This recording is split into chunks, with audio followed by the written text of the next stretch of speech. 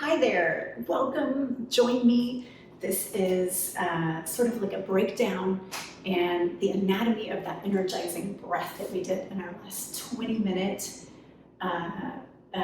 movement practice video. So what we'll need for this is a block, just one block for this one, and a strap, and we'll work on the breathing. Now this breath is typically, I like to do this breath seated on a block because it just allows my spine to lift a little higher and be a little bit more aligned. So come seated on a block with me. All right, so here we are, sitting nice and tall. And what I'm gonna ask you to do is to take your hands and place them on your ribs, right? Like if your first finger is where your bra strap would be. Now we're gonna breathe and feel the fingers and the hands expand as we breathe. So inhale through your nose and expand as big as you can. And then hold the breath at the top. And I mean, hold it at the very top, meaning you're going to be using pressure here. So this is the best way I can describe it, is you're pressurizing the expansion part of the breath.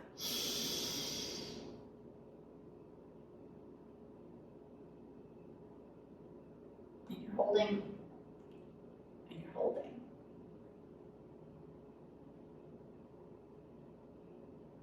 And then you relax. Now, I'm going to turn around and describe this part of it. So my instructions were, if you find any areas that are less energetic, you want to really put some more expansion and some more pressure in there. So I'm going to kind of explain this as if there's an inconsistency in the spine. And let's take, for example, the person with the straightest spine.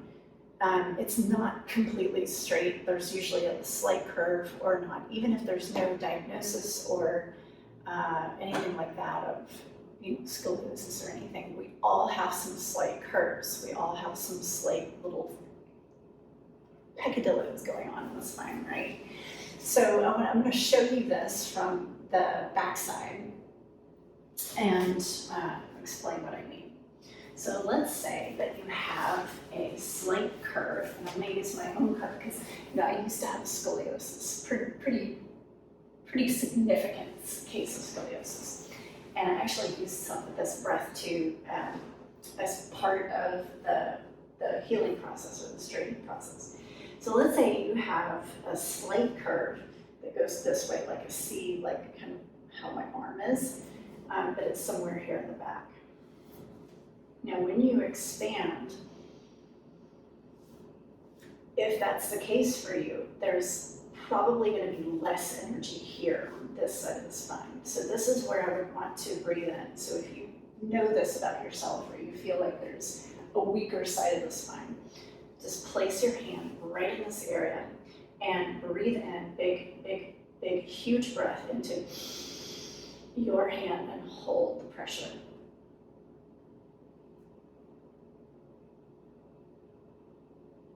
And slowly relax your breath.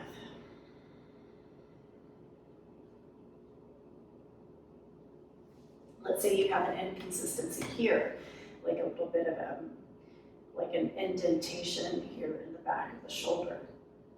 You would breathe in, big extra pressure here into the hand. And really try to balloon out and puff out into that area. And by doing that, you can go ahead and release your breath. By using this like compression technique, this expansive, pressurized breath, you can literally, energy will go into those areas and start to wake up some of the tissues that aren't getting a lot of energy. And that's really why your body is allowing for that inconsistency to keep being inconsistent, or that curve to still be there, or that slight misalignment to be there. It's because there's that lack of energy. It's not able to really be consistent with the other side of your back. Is that making sense? If it's not, put some stuff in the comments and I'll get back with you. Here's another thing that I like to do in this breath, and it also kind of helps you train the pressurized technique. So we're going to take this, and you can actually put this in different locations, but I'm going to belt my ribs. And I want to get a nice loop here. And it's going to be tight, but not too tight. It's going to be tight enough to stay put in place. But it's not going to be so tight that you can't pressurize into the belt. And what might happen when you start to breathe is the belt might expand a little bit. All right, so I'm gonna put it here to begin. This is one of the most, or one of the easiest areas to start this breath in. So I want you to inhale and push out into the belt. Breathe in all the way and then hold your breath.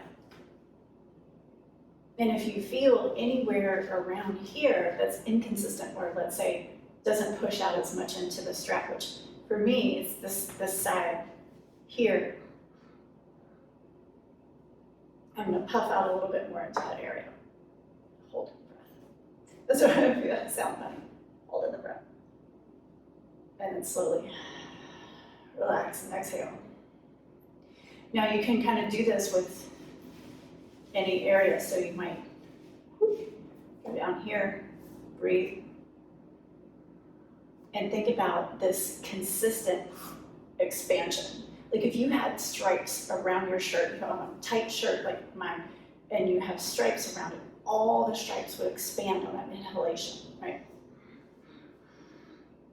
And you can feel pushing out into that strap you're holding at the top of that. Inhale, pressure, pressure,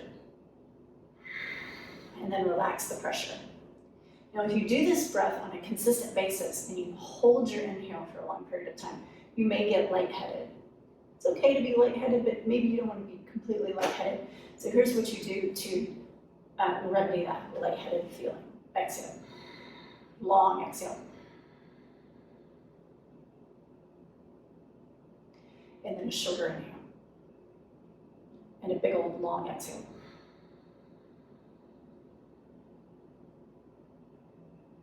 Right, because you just have an oxygen to carbon dioxide imbalance. So you flood your body with a little bit more carbon dioxide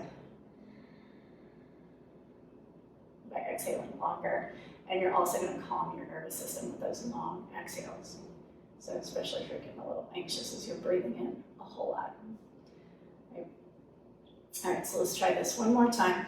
We're going to try this breath. You can play. Certainly, I encourage you to play with this belt and kind of moving it down the ribs and really seeing. Actually, let's do one more before you take that off. I'm going to put it down a little bit further into the floating ribs. This one you want to be gentle with your floating ribs. So we're a little further down, almost at the very bottom of the rib cage. Last two ribs are called floating ribs because they're not attached to the skeleton, they're literally floating. And anyway, floating ribs, here we go, inhale. Hold at the top of the inhale, but maybe you're not quite as inhale.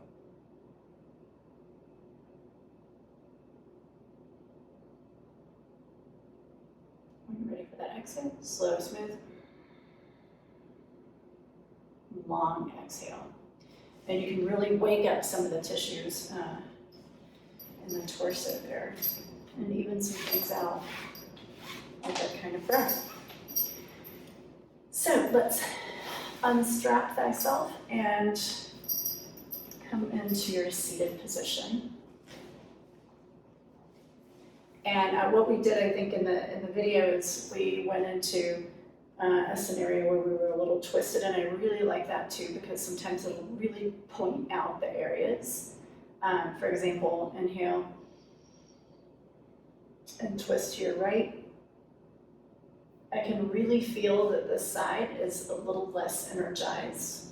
And of course now it's just slightly less energized, but back in the day when I had, you know, a big scoliosis curve, it was quite different on each side. So here, you get an extra chance for more inhale and pressure in that area.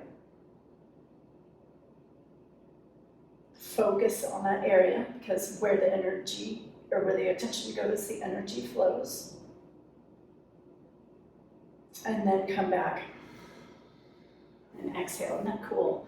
All right, let's try that twisting one on that second side. Inhaling all the way up and twist. Pressurize a little more. Hold the pressurized breath.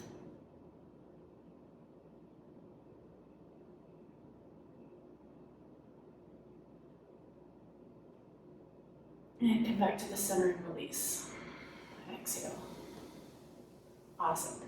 So after this, go back and review that sequence in the 20 minutes and stay tuned because I have some more anatomical things, breakdowns of some of the next exercises from the video. Okay, see you soon.